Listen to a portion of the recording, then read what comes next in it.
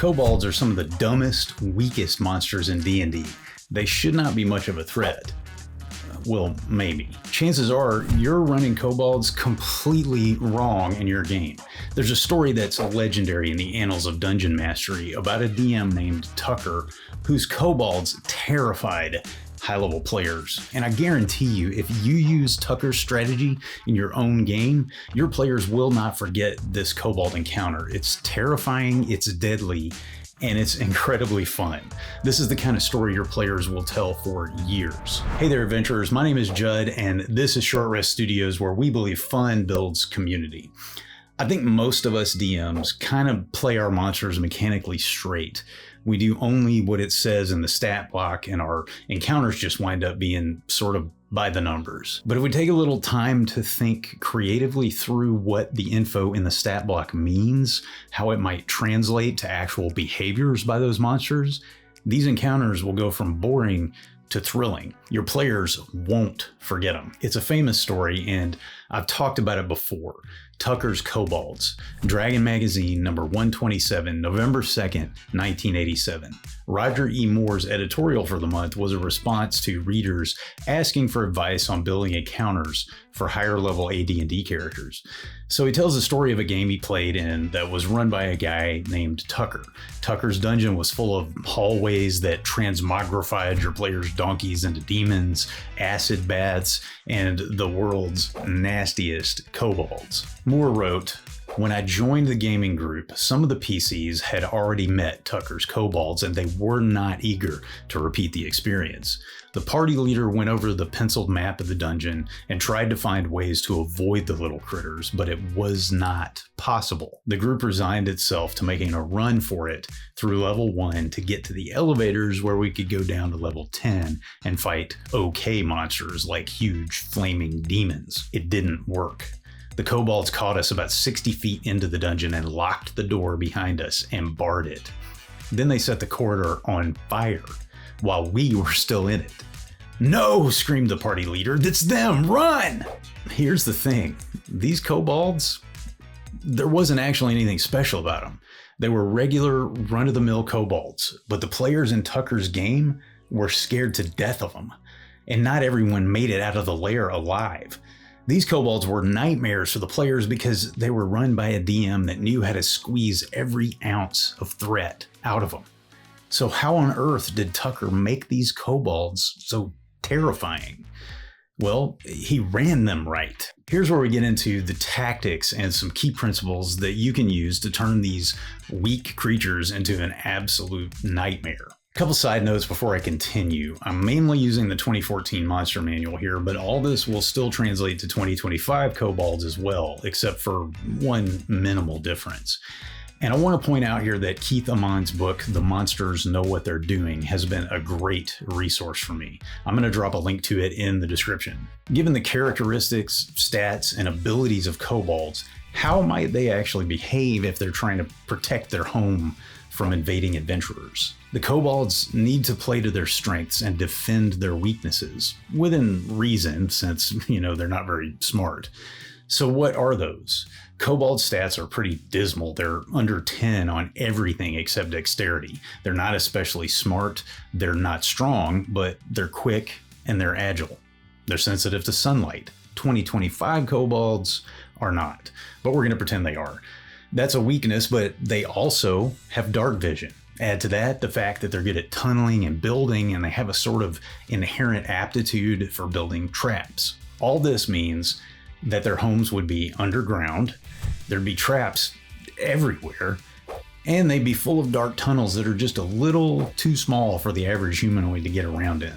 But those tunnels would be perfect for these skittering, agile little meanies to have the greatest advantage over your PCs. In Moore's story, once the party was trapped in this burning corridor, their only escape was to scramble down a side passage where they encountered more kobolds that blasted them with crossbows from murder holes in the walls and ceiling. Another group later on pelted them with Molotov cocktails. When we're planning our tactics, we've got to remember that kobolds have both ranged and melee weapons, daggers and slings officially, but Don't be afraid to be creative with them like Tucker did. Amon says in his book that a kobold attack would begin with an ambush. And in fact, Volo's Guide to Monsters even suggests that they might leave a sick or injured member of their tribe alone in a chamber as bait. From 20 to 30 feet away, the kobolds would start hurling sling stones at the PCs, or as in the case of Tucker's kobolds, Molotov cocktails. And they keep this up until whatever advantage they have is lost. For instance, if the characters escape a trap or close in on the kobolds. Now, here's where you can make things really unfair. One of the most important things that Tucker did with his kobolds was to overwhelm his players with their sheer numbers. They, of course, escaped the trapped corridor to be ambushed by a whole bunch of the little guys, and when they got away from those kobolds, there were even more kobolds. These were the ones wearing armor and carrying shields that threw Molotov cocktails at the PCs. Some of them were pushing these huge piles of flaming debris ahead of them to keep the characters at a distance. Kobolds only have 5 HP, and they only average 4 damage on an attack, so a head-to-head fight with even a level 1 character really wouldn't make sense. That leads me to the most important kobold trait that Tucker knew how to use.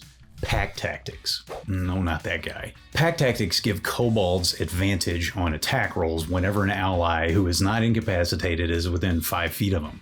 They're not smart, but every creature has a sense of self-preservation, so it stands to reason that they take advantage of this any chance they had.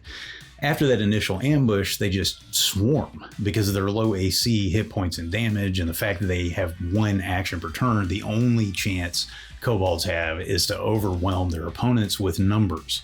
A couple of kobolds is no real threat, but 5 or 10 can become an insurmountable force very quickly. There's no way a single kobold would fight an enemy on its own because it knows it has no chance. So if everybody else in its party is killed, it might regroup with others fighting a different enemy.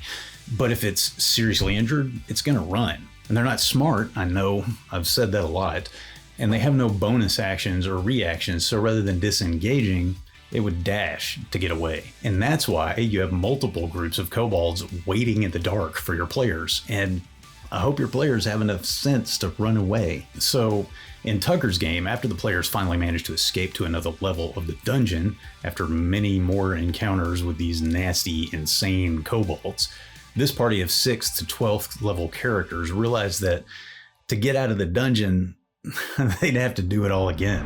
I'm a huge fan of Into the AM's graphic tees. I'm wearing one right now, and that's why they're today's sponsor. These tees are super comfortable, high quality, they fit great, and they don't shrink to kobold size after 1 wash. And graphic tees aren't all. Into the AM has pants, undies, shirts, everything your wardrobe needs, all created with the same quality and care. Head to intotheam.com/shortreststudios to get 10% off your order today. I'm willing to bet the first thing that Tucker kept in mind, and that we have to remember, is these guys want to win. Whatever monster you're dropping into an encounter, they shouldn't just be an obstacle for your players to beat on until they're no longer an obstacle. They need to have some kind of motivation, and everything they do should support that. And it doesn't have to be anything complicated. If this is a major event in your game, like a boss lair or something like that, go ahead and flesh out a more complex backstory, but that's not necessary for every combat encounter. If this is just one encounter among many, the motivation can be simple, but they need to have one. I wasn't there, but I feel like Tucker's kobold's main motivation was just to protect their home from invading adventurers. And that's a fine motivation. It's straightforward, it's simple, and it makes sense. Once you've figured out their motivation, you have to play it. Where and how are the kobolds waiting in the dark to protect their home? What kinds of ambushes and traps are they setting to deal with these intruders? And when they swarm the party, they're not going to pull their punches. They're defending their home. This motivation should inform what they do, how they do it, and where. Hey, thanks for watching today. Tell me about your favorite encounters with so-called easy monsters in the comments. Hey, maybe I'll make a video about them. If you got something out of this video and want more of this kind of content, like, subscribe, and hit that notification bell. And please consider supporting this channel by joining the Adventurers Guild at patreon.com/shortreststudios or by hitting the join button under the video. Check out this video for some more tips on creating memorable encounters, and I'll see you next time on Short Rest Studios.